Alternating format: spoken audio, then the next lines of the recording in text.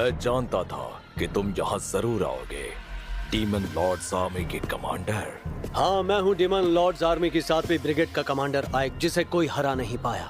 अब तुम्हारे पास बचने के सिर्फ 3 रास्ते बचते हैं। पहला, सरेंडर करो और पूरी टेरिटरी हमारे हवाले कर दो। दूसरा, खुद अपनी जान लेकर सम्मान की मौत मरो। और तीसरा, जब तक मैं खिड़की से बाहर का खूबसूरत नजारा देखूं, तुम जान बचाकर भाग निकलो। अच्छा, शैतान होने के बावजूद मुझ पर एहसान दिखा रहे हो। माफ करना, पर मैं तुम्हारे बताए रास्तों पर नहीं चल सकता। मालूम था ये आसानी से नहीं मानेगा। अब भुगतो।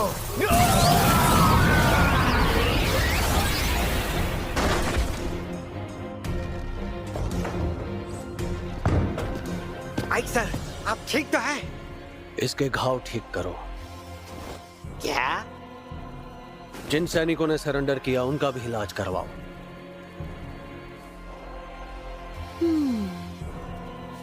पलक झपकते ही आर्सेनम खत्म। सोचा नहीं था कि सिर्फ एक हफ्ते में आर्सेनम हमारा हो जाएगा। मैं जानती थी इसके जैसा और कोई हो ही नहीं सकता। बैरियर मैजिक, जंग खत्म हो गई।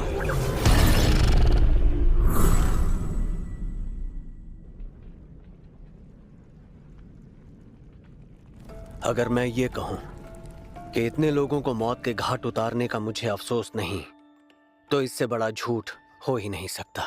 और वैसे भी मुझे जंग और लोगों का खून बहाने में खुशी नहीं मिलती। वो इसलिए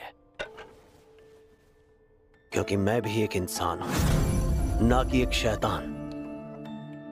और मेरे गुरु रोमबर्ग एक महान जादूगर थे। गुरुजी सभी सभ्यताओं और ग्रंथों के ज्ञानी थे जो पहले कभी इस दुनिया में हुआ करती थी।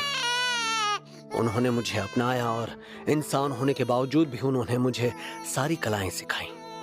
गुरुजी ने मुझे हर तरह का ज्ञान और जादुई कला के बारे में बताया, लेकिन अपने आखिरी पलों में उन्होंने मुझे गौर देकर कहा कि उस खोई हुई सभ्यताओं के बारे में किसी को ना बताऊं, वरना तबाही मच जाएगी। एक और बात उन्होंने मुझसे कही। मेरी बात ध्यान से सुनना, चाहे जमीन आसमान एक हो जाए, ये पोशाक और मास्क कभी मत उतारना। तुम्हारी असली पहचान दुनिया के सामने आ गई तो डीमन लॉर्ड तुम्हें माफ नहीं करेंगे। ठीक है सर।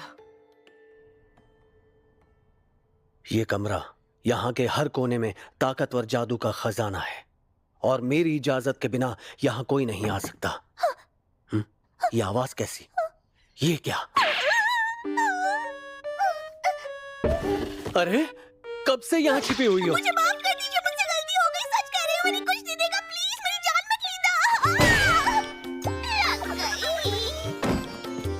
पर तुम कौन हो? पहले मुझे माफ कर दीजिए।